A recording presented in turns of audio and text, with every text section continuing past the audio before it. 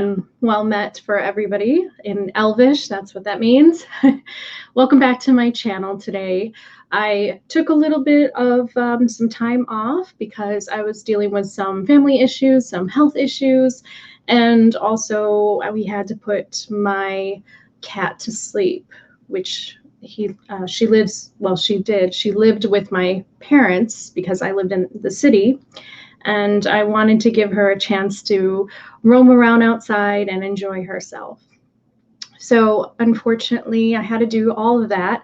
So I was very busy and I was just kind of staying in my own little world and just taking some time. I wanted to do the Stoicism video. However, I came across a video that I think is very important to talk about, and it is the movie Dare to Be Wild. And it is a story about Mary Reynolds. It's about her life. And I had no idea who she was. And I was just kind of flipping through Netflix and I came across this movie. And I was just blown away because of just kind of the similar kind of energies that I share with her in the way that I see the world. Something about me, and this might not be the case for all fairy souls, but I truly love wild nature in the idea that I never really appreciated the manicured lawns and kind of a controlled human element to nature in terms of trying to plant certain flowers that you like, and trying to control nature and put nature in a box.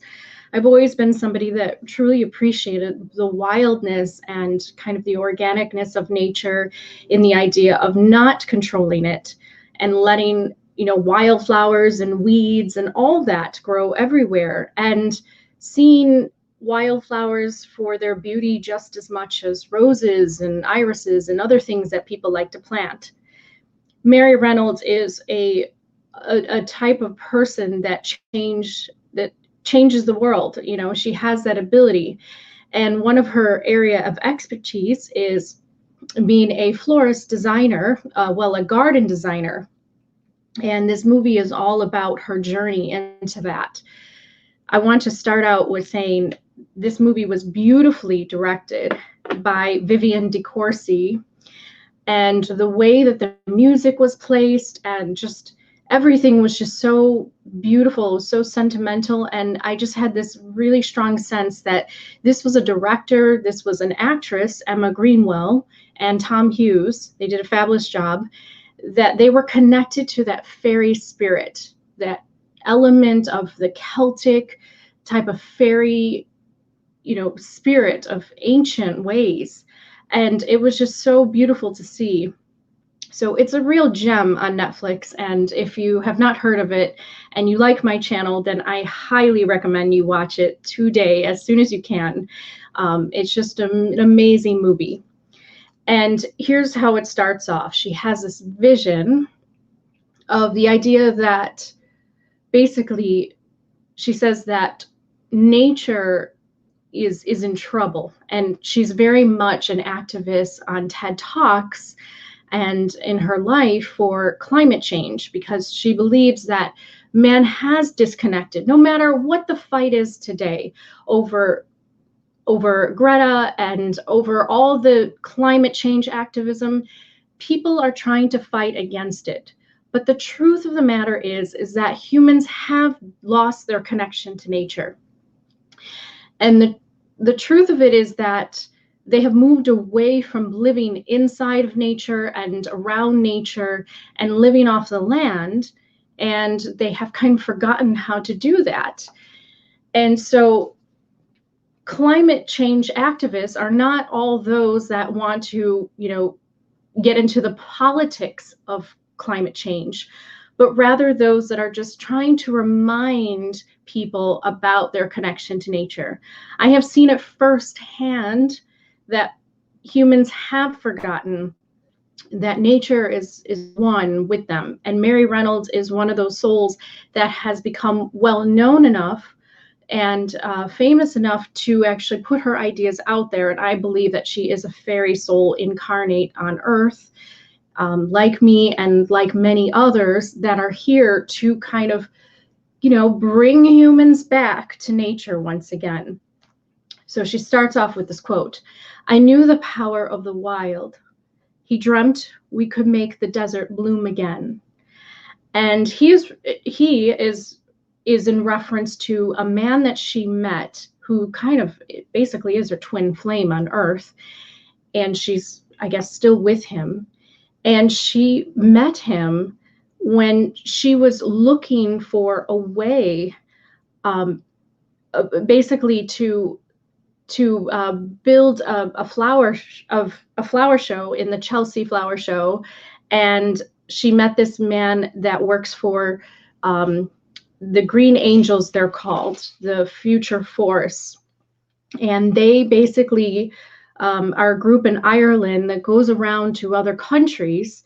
And the man who played Christy was Tom Hughes, and Christy is basically her husband now. And she meets him because he's actually inspired to help bring water irrigation back to Africa. He believes in the idea of making the desert bloom again, because something that many of you may not know is that Africa was actually one time filled of trees and plant life. But there is a desertification happening of Africa, in which the land is becoming more of a dry climate and dry desert. And so he and many others are trying to actually bring trees back to Africa. So she met him, I think, in a kind of a cosmic way. They were always supposed to pair together. But Mary starts off in the movie and she says, "I grew like a wild weed in the fields of Ireland. Where I grew up, we always knew man is nature, nature, man, one and the same. Beloved hawthorn, it let me see and opened up the world for me." And there's this absolutely beautiful beginning where it shows her as this little girl and she's running around nature. And I was very touched by this in the movie because personally, that's how I was. I had the very strong blessing in my life to be able to grow up in Illinois, but in an area that was called the Ponds. And there were 8 apartment complexes that were connected by ponds.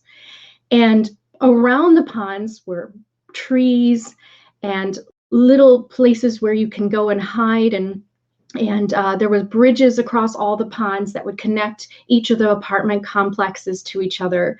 And it was just a magical place. If you ever get a chance to go to Westmont, Illinois, please visit the ponds and just walk through all 8 of those, apartment complexes and see the ponds that are connecting them together.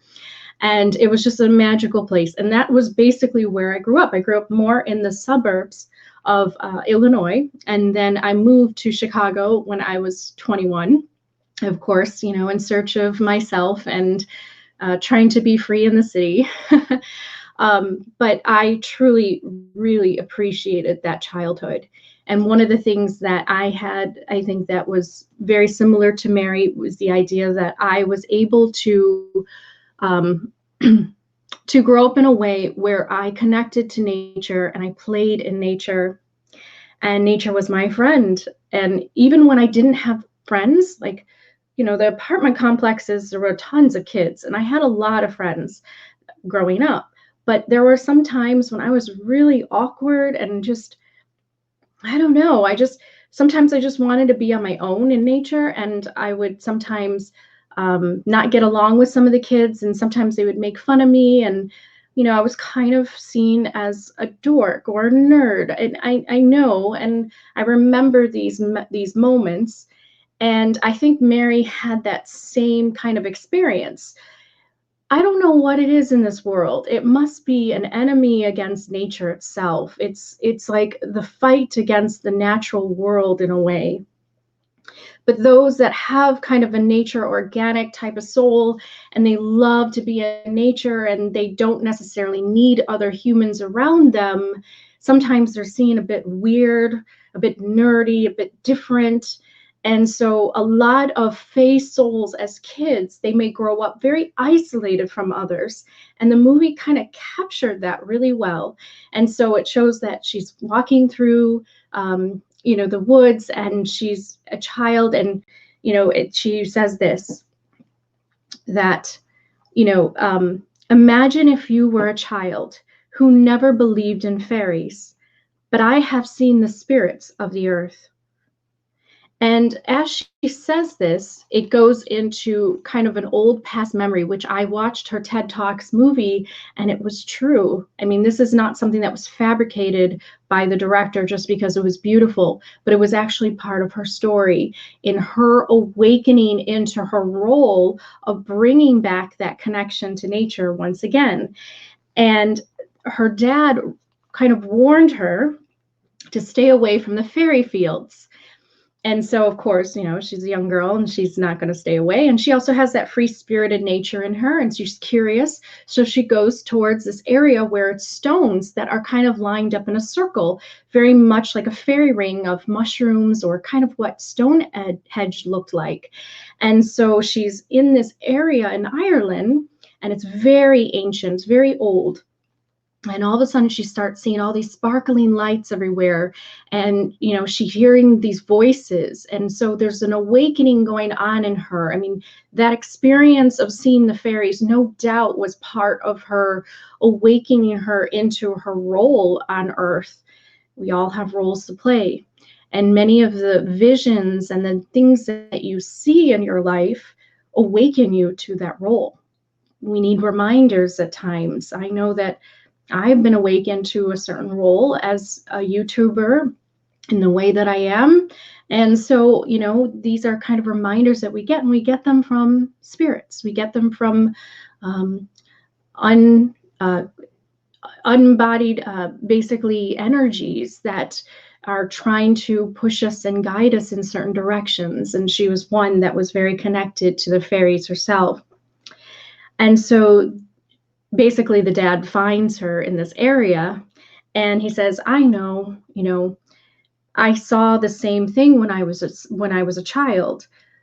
The earth is alive, just like us. The stone circle isn't just nature's making, it's man's too. We are all in this together. And that was such an important part. And of course I wrote that down while I'm watching the movie, because I think that is so important, is that the fairies and man are all working together. And you see that in Tolkien's stories, and you see that in fairy tales and legends. Fairies and man are connected. They are connected. And that's why many humans are awakening to a fairy type of soul within them, which is really nature calling you back. If I want to be completely honest, it is nature calling us back. And you may express yourself in many different ways. You will express nature calling you back in many different ways. And so she's in this area, and the fairies, have inspired her. And the dad knows, and there's this wonderful relationship between her and her father. And I share that relationship with my father because he is a kind of a Great Britain, Irish Britain type of ancestry. And he knows about the fairies, and he kind of taught them to me as I was a little girl, or told me about them as a little girl, and kind of reawakened. So he was part of my path in kind of awakening that fairy side of me. Everything is all connected in your life, and you just have to see how the different links connect together. So I really enjoyed watching fairies enter into her life. And the director does it in such a way where it's not, crazy special effects. it's just a vision, it's just a dream, it's just some kind of intuitive kind of feelings that she gets. And she hears voices, and no doubt in my mind, did she, I bet she did hear voices. I bet she did. And I also share that same memory that when I was playing out in the pond area where I lived, I would hear like whisperings, and I would I would just be so like involved with playing around the pond, and just skipping stones and hanging out underneath the trees and just learning all I could about nature and awakening that within me, that I was hearing kind of whisperings and voices, and I was kind of experiencing that as a child. So I think watching this movie actually awakened an old memory of mine that I've kind of pushed away. And it's been in my subconscious for a long time, but I guess now the movie was a mirror to me to bring that out to surface. So Mary appreciates the wildness of nature like me. She likes the untamed gardens. Like basically one of my dreams is like an English cottage where, you have like the wild gardens with the wildflowers everywhere, and it's just beautiful. Like it's just never appealed to me to have cut lawn and little perfectly manicured bushes and all flowers in a row. I'm so much more of a wild garden person. And my stepmother, well, she was not really a stepmother, but she became that in my relationship to her. She nicknamed me at a very young age Wildflower. And so, I mean, I guess they always saw that in me, that there was that part in me. So I personally really appreciate the wildness of nature like Mary. So it goes into a point in her life where she meets up with a famous florist, Charlotte Shaw, and she's used by celebrities to build their gardens and to, probably to be the florist at their weddings and things like that. So she gets a job because Shaw is in Ireland. And so she gets this dream job where she can design gardens for this famous celebrity garden designer. And the garden designer is not quite as passionate as she is about the wild, but she is more into nature for its aspect of controlled beauty. And if you don't know the wildness of fairy and with that energy, sometimes you might not understand what I'm talking about. There's a type of controlled beauty of nature that some humans really appreciate. Cut flowers in a vase at all their weddings. What's another example? Like I said, a cut lawn, manicured lawn, and flowers all in a row, and using nature as an aesthetic kind of dressing in their life, rather than appreciating kind of the wildness of nature to allow it to grow in any way that it desires. And Mary very much is into that. She kind of uses old Celtic designs in her own drawings. And I mean, it's just incredible because when you watch this movie, I don't know if those are her real designs, but I'm pretty sure it is. You get a sense of ancient, like Druidism. I mean, it is ancient. Her wisdom that she has about gardens and nature, it's just beautiful to see. It's beautiful to see that still exists. That's why I think she's a fairy soul incarnate on Earth. And so the florist asks her, and she says, "What do you want from life, Mary?" And Mary says, "Well, I could never live without clover, ferns, willow, and grass."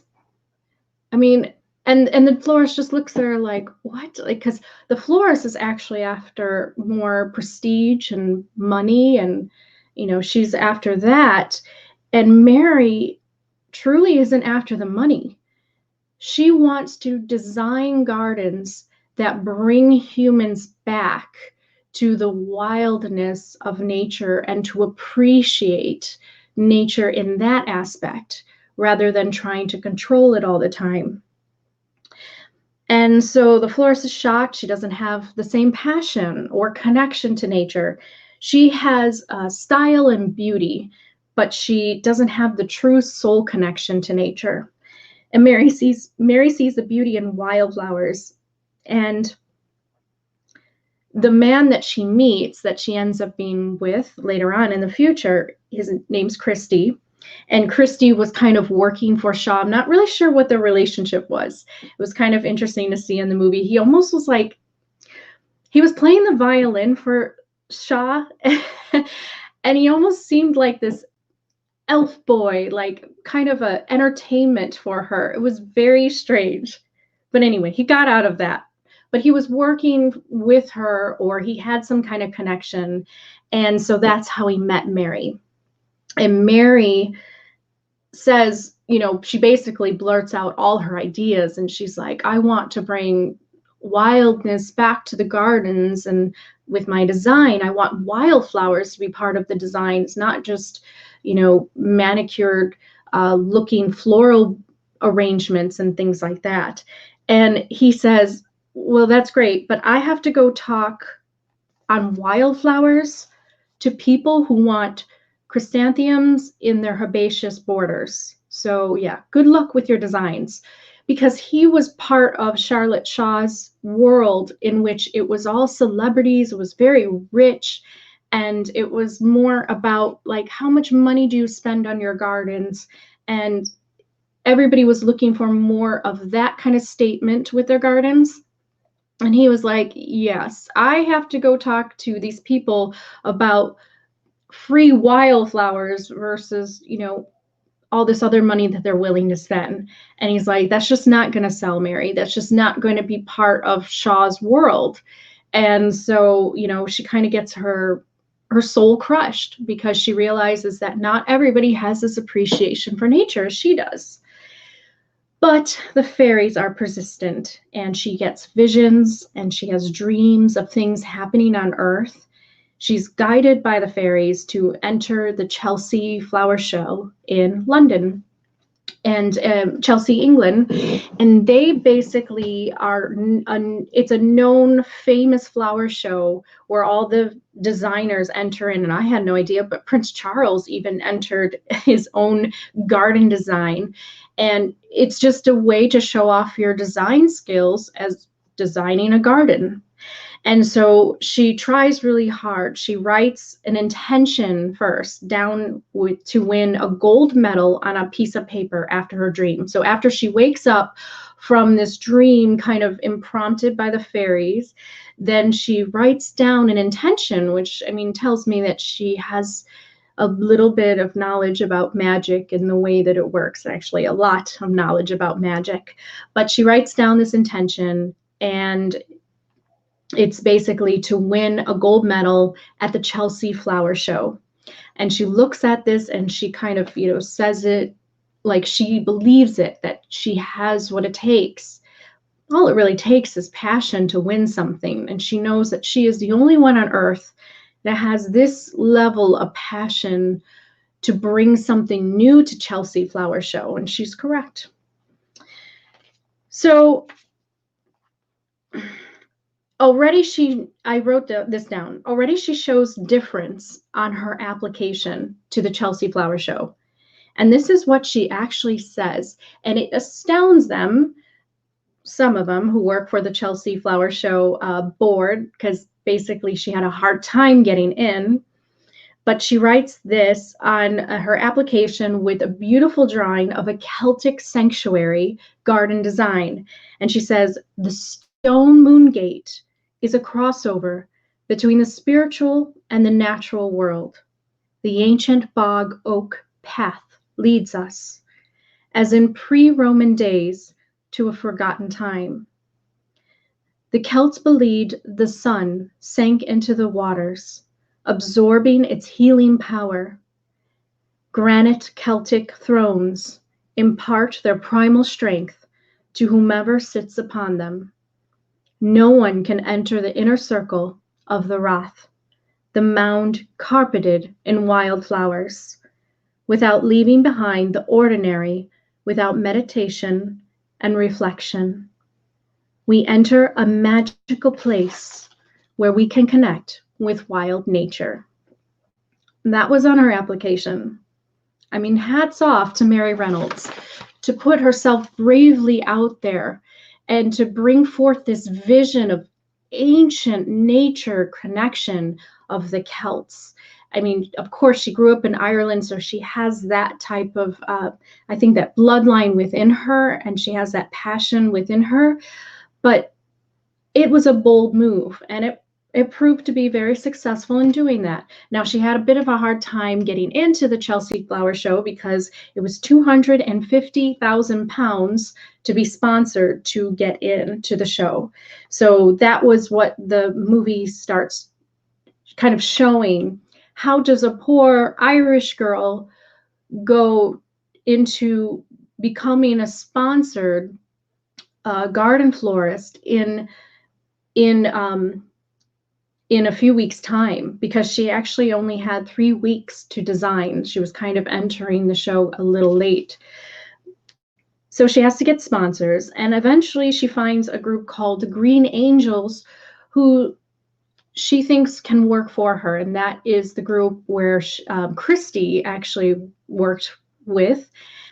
And they're a very interesting group. I need to read more about them, but basically she goes to this like sauna place, and it's just full of these like really like hippie nature earth children, and they're all sitting around. And since Christy is her friend, he introduces her to the Green Angels, and she says this beautiful speech that inspires the Green Angels to work for her, because the Green Angels are, I guess, they're like a group of people that go around to different places in Ireland, and they help to salvage nature and bring it back to life. That's why they call themselves the Green Angels. And she basically met them because they were doing old farm stone walling, which is kind of like a Freemasonry kind of skill where you could build an archway with stones, and she needs that for her moon gate. So of course she connects to them. And so she goes to the place where the Green Angels hang out. It kind of looks like a place where ayahuasca would be taken. It was just so incredible to see. And this is what she says. Gardens these days have nothing to do with the feeling that wild places give us. People travel all over the world to see places of beauty, yet their own gardens are quite the opposite. They're manicured lawns full of pesticides and weed killers. They should be covered with moss and clover that bees love and only need to be cut once a year. Our gardens often ignore the true spirit of nature. City parks are like cosmetics, beautiful in the way that a made-up face is beautiful, but they're not real.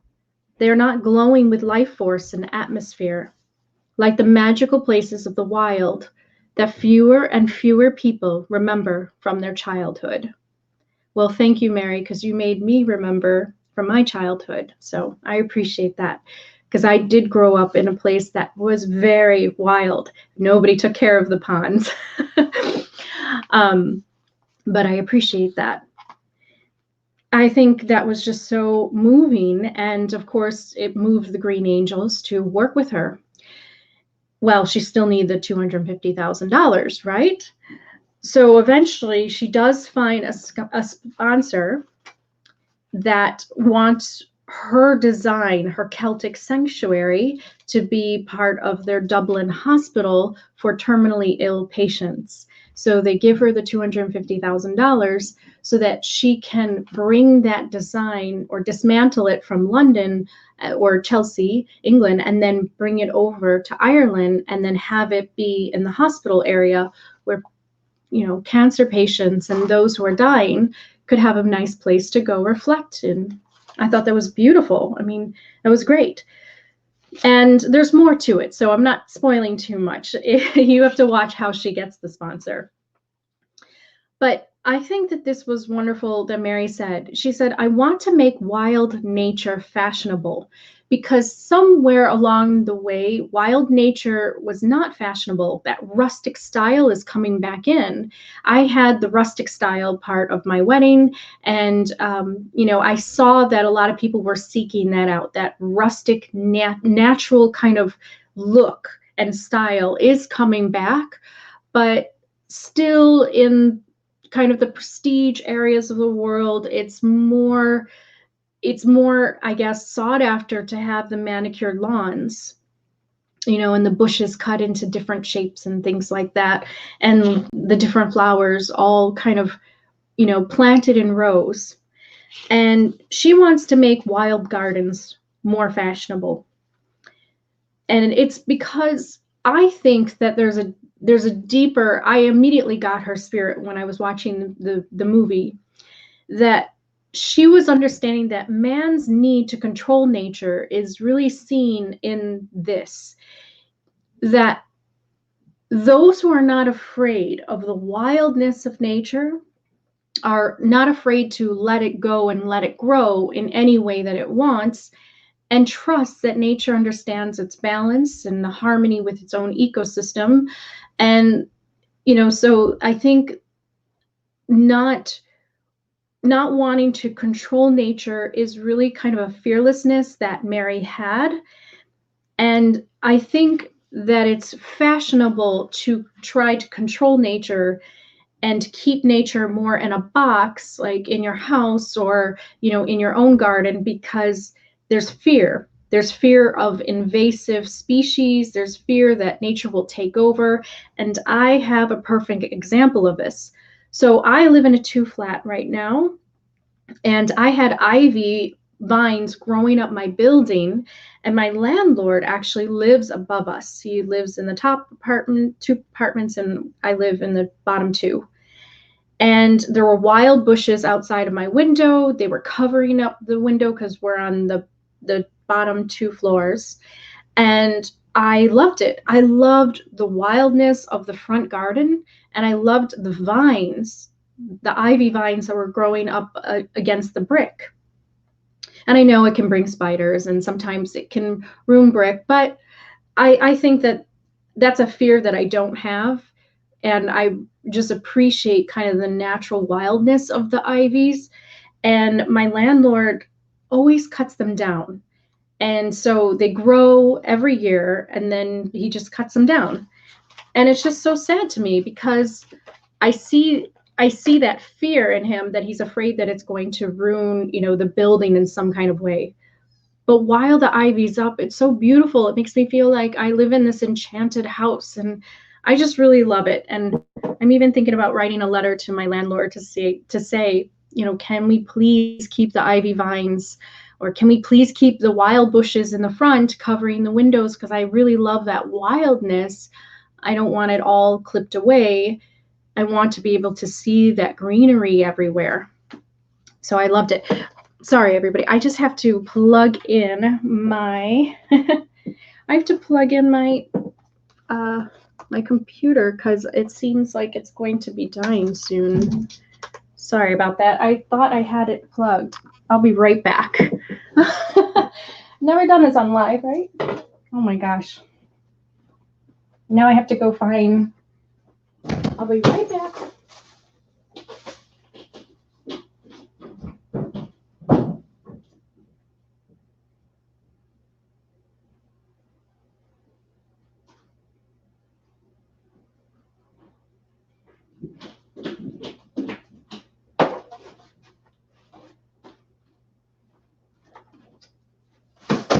I got it.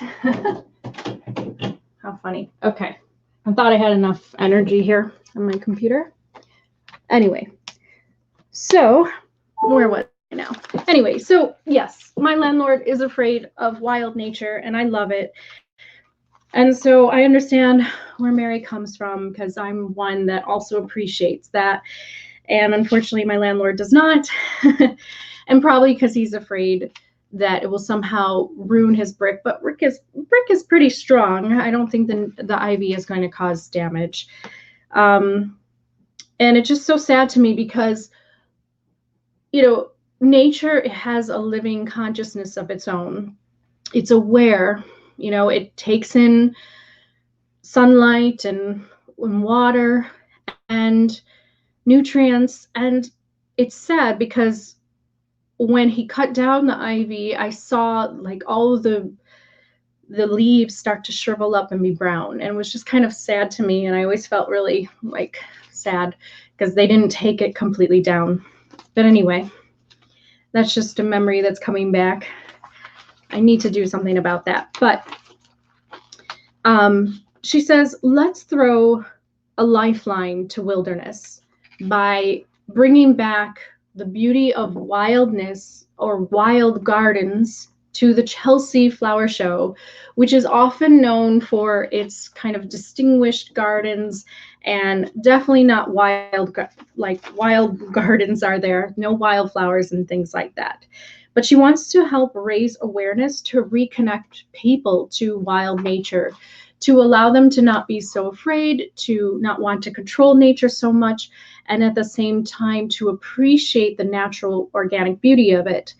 She is then invited to stay in the most cozy treehouse. I love this about the video. I thought this was amazing, and I wonder if this is true. But it reminded me of Lothlorien. It was so gorgeous. And Christy is like this elven character who like helps her up on this treehouse. And he was the one that was working with Shaw, but he lives in this area where the Green Angels basically congregate. And I think it's probably like a commune. They probably live all together, but he's living in this tree house and everything's made of wood. And she's looking around. She's like, you don't know how lucky you are. And it's true. And I thought, I mean, she took the words out of my mouth. I was like, yeah, exactly. To be able to live in a tree house and to be surrounded by nature all the time is truly a blessing. So those of you that do live more, you know, inland and or off the land and live in that kind of style, I think that you are really truly blessed. You have to see that.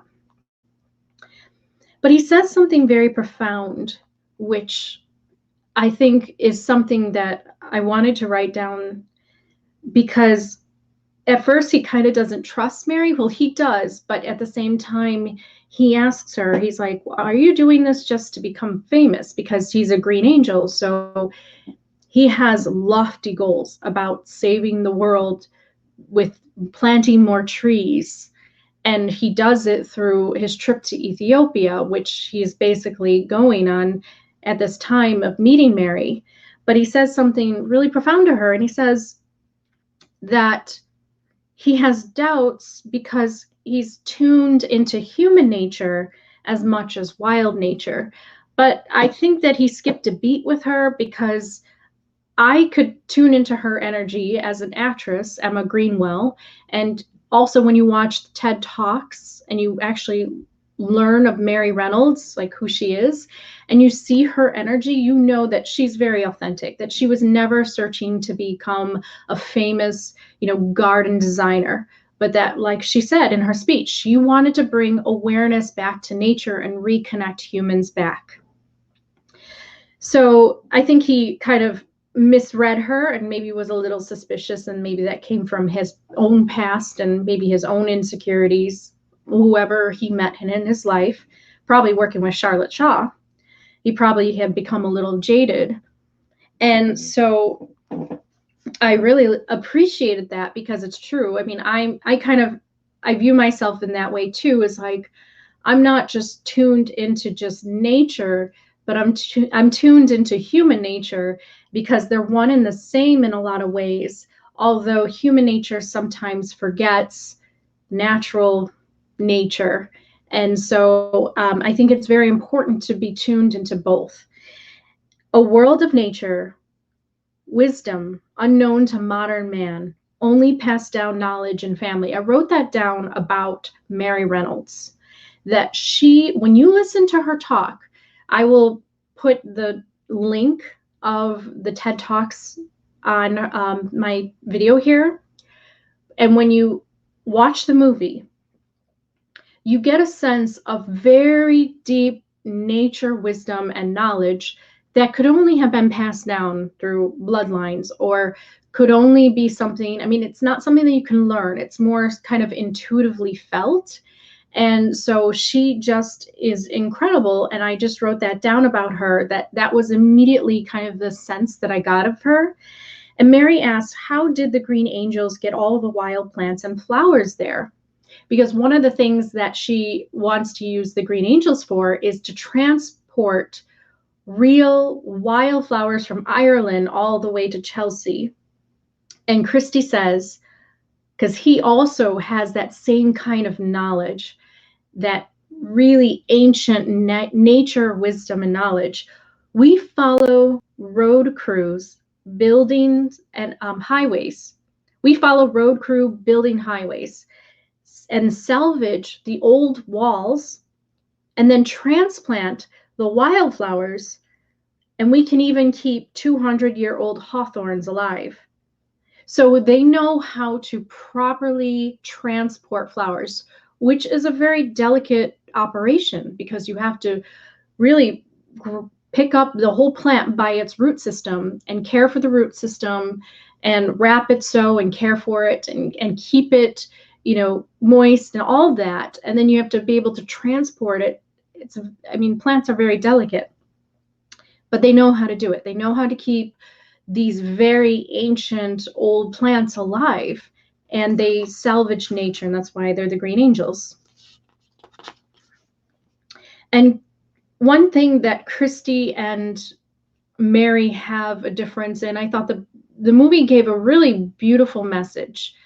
Christy at first doesn't want to help Mary build the Chelsea flower garden design. And the reason is because his passions are in Ethiopia to build a tree park and to help bring water irrigation back to the land. As many of you know, Africa is a place where, I mean, people are starving of thirst and food.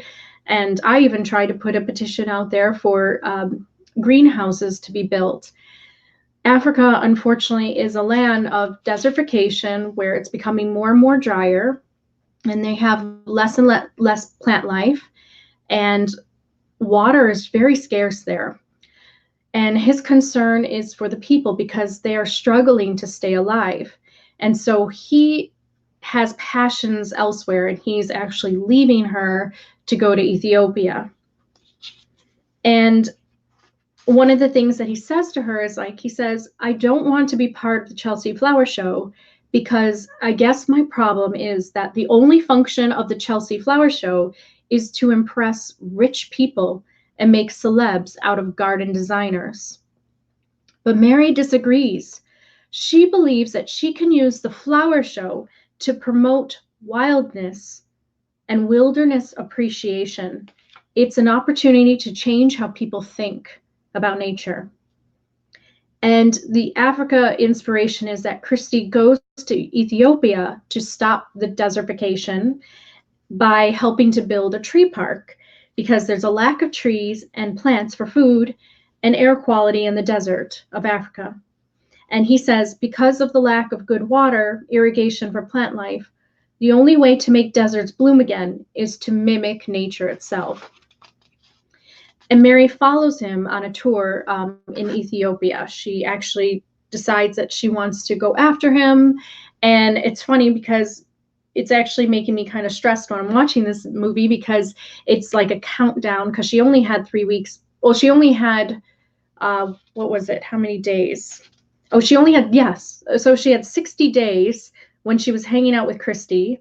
And so she spends some time in Africa. And by the time she gets back, she has like 10 days left to get this garden ready, but we'll get to that.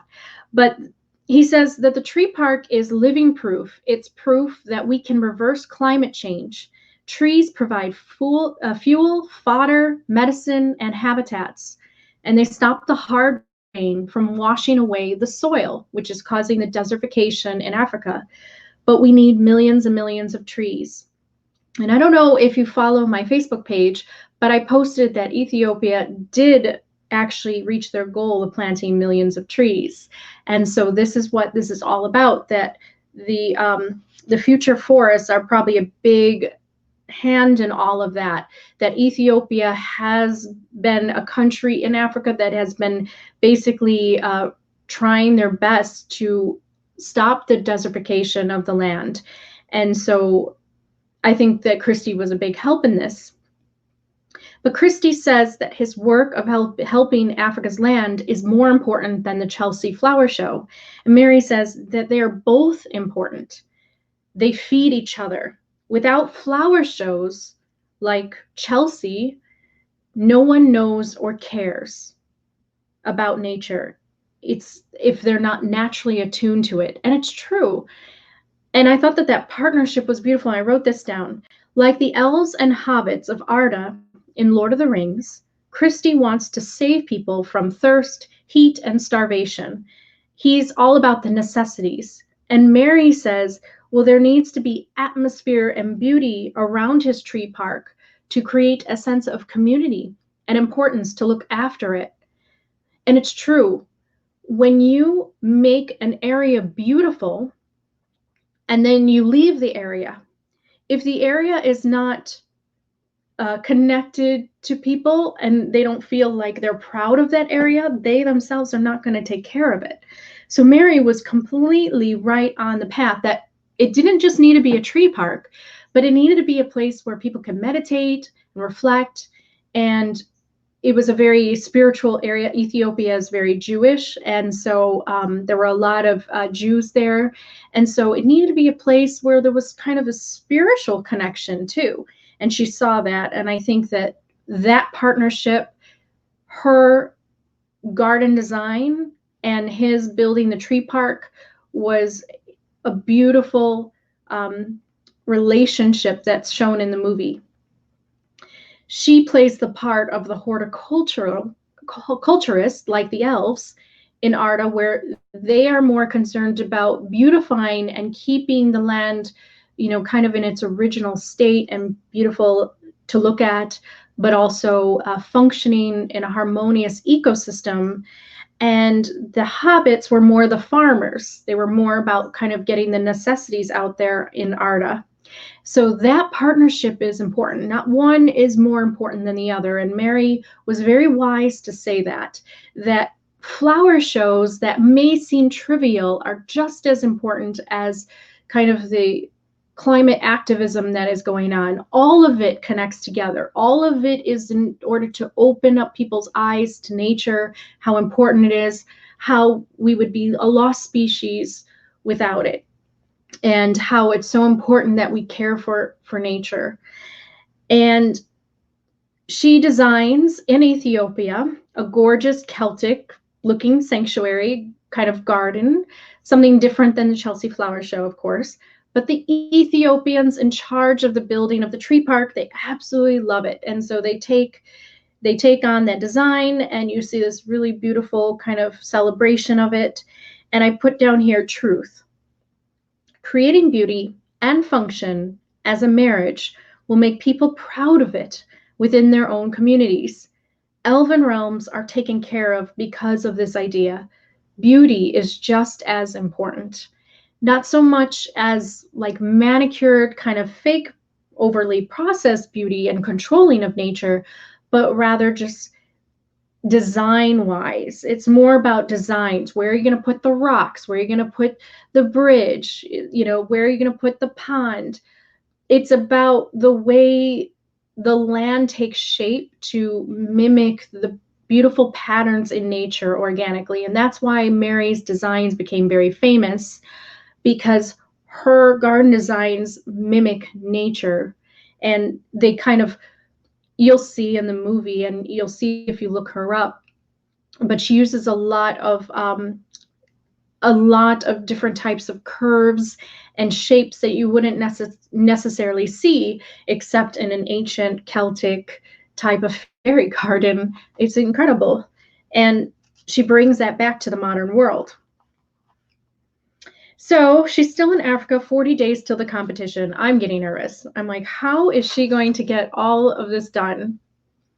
And so I think that there was just this amazing part here where you have the Ethiopian music and you have the Irish music blend, which is amazing in this movie. It's like showing the partnership of the wild and the controlled flower show.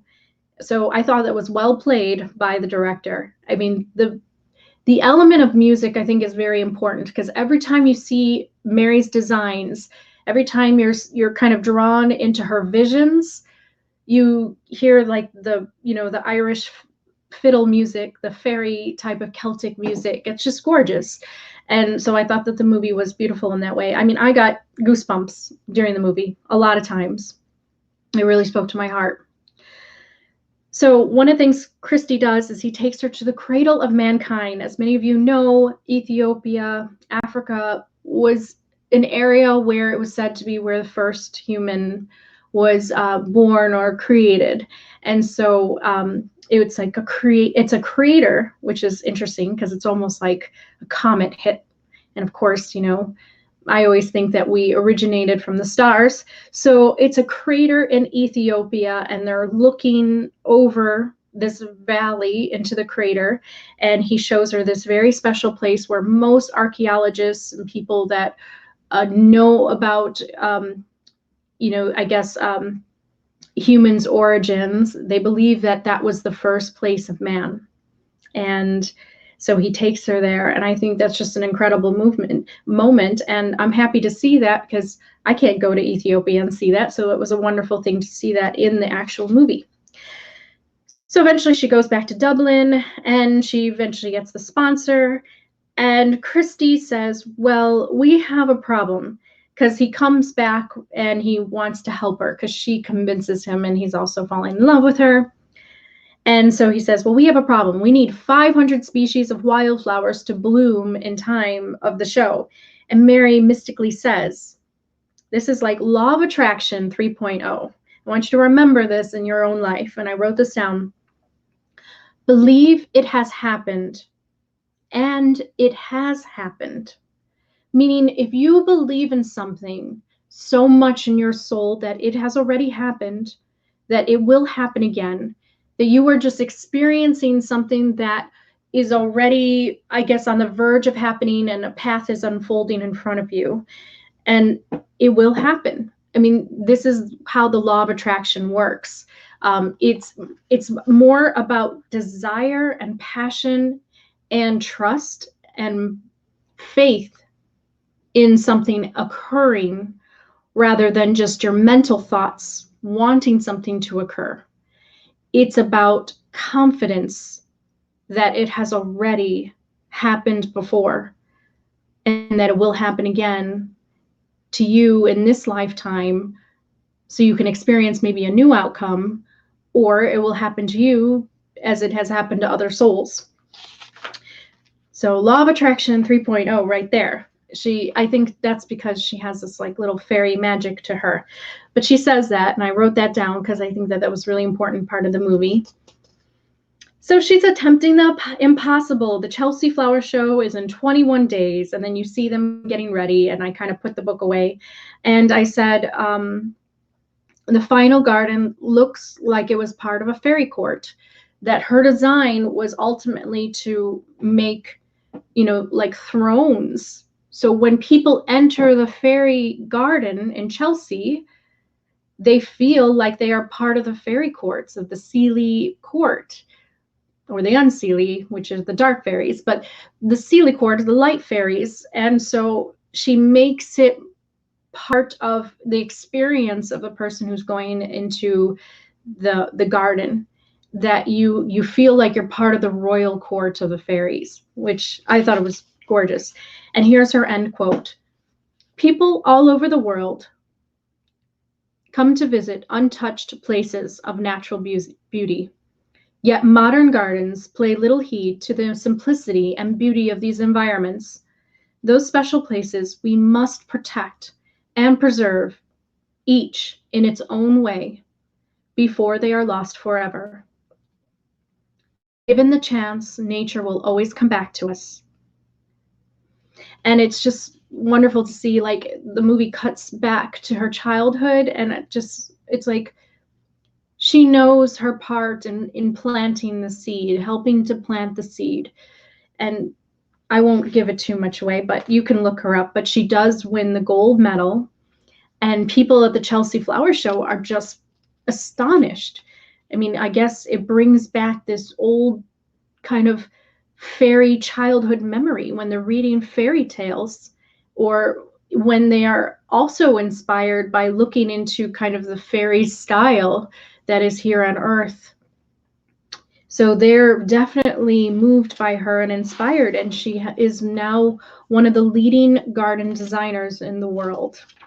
So it is a wonderful movie about how someone rises, you know, from a place of feeling like she's nobody into a place where she changes the world. I mean, she really does.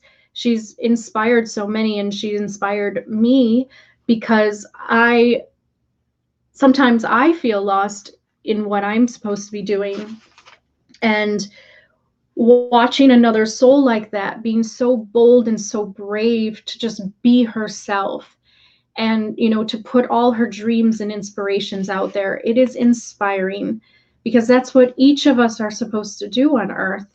And I believe that Mary, when you watch this movie, you understand that that was part of her role, was not only to help nature and for humans to reconnect and love it again, and help heal the planet and take care of, you know, the climate change and things like that, but also to inspire your own soul, to make you realize like who you are, and the individual skills and abilities that you each have, and what each of us have a responsibility to do for nature if we have the heart for it, if we have that heart chakra opening, which I believe that when you have a true heart chakra opening, you cannot help but love nature and feel connected to it.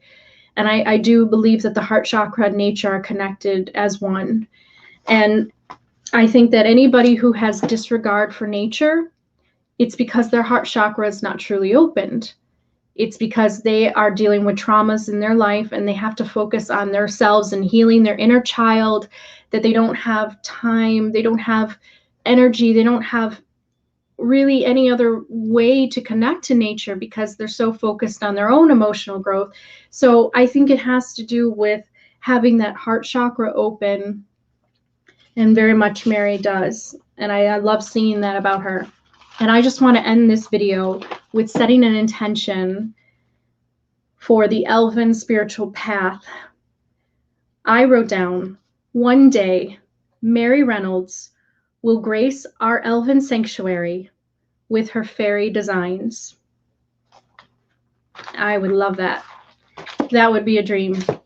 So when we build our elven sanctuary for people to go to, and workshops be done, and just people to meet and gather one day, that's who I hope can design our area, is Mary Reynolds. So hopefully she'll see this video one day and it will come true. Who knows?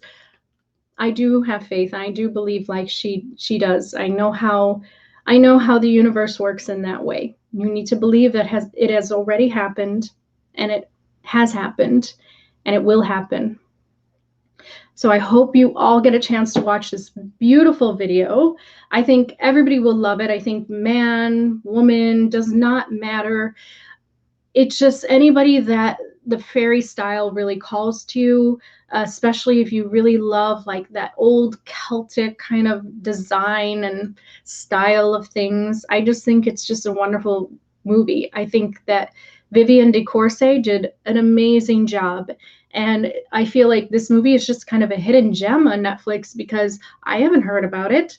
And it's kind of sad to say, but I was looking at the TED Talks film of Mary Reynolds, her speech, and there weren't a lot of likes, there weren't a lot of views. And I think that that is also another example of how disconnected from nature we are, that the things that get more viewed on TED Talks are like human psychology, and we're always into the mind, right? We're always into this. We want to feel better about ourselves. We want to learn how to be successful. We want to achieve all the dreams This is so important to people, and those are the TED Talks that get the most amount of likes. But the environment is so important. The environment comes from here. It comes from here as well. But I think that, like I said, there has to be a great heart chakra opening in many more people in order to start doing things differently on Earth for nature, using greener energy and, working together to care for nature, to nurture nature, because nature can grow on its own. It can move very well on its own. However, when you have human neglect, human corruption, and just quite honestly, ignorance, nature doesn't really have a chance. Nature will reflect everything that humanity is doing to it. So nature is very much a mirror that's being put up in front of people to see how they treat things that are outside of the self. And it's sad, but I have met some people in my life that don't care about nature. And the reason is because they are selfish in the idea that they only have enough emotional reserve and energy to think about themselves. To think about nature is a sense of selflessness that is about coming out of the self and looking at something outside of the self. Although the most beautiful thing is, once you connect to nature and you truly come out of the self and you connect and you figure out ways of helping nature, you realize that nature was connected to you all along, that nature is part of the self. So I thought that was interesting to see that her TED Talks was not as well liked as other types of videos, or it's not about it's just about, there's just not a lot of people who have seen it. Whereas other TED Talks, I think they get a lot more coverage and views, but it just shows that humans are still really disconnected from nature. We still have a lot of work to do. I think we're in an awakening period. I think people are awakening to their elven soul, their fairy soul, and I think there's a reawakening happening, but we're not yet there. But with people like Mary and people coming out of their shells as fairy souls in this earth, I think that we will get there. We will get there together. So cheers. And thank you all for joining Hen and Lay. And I'll see you on the next video.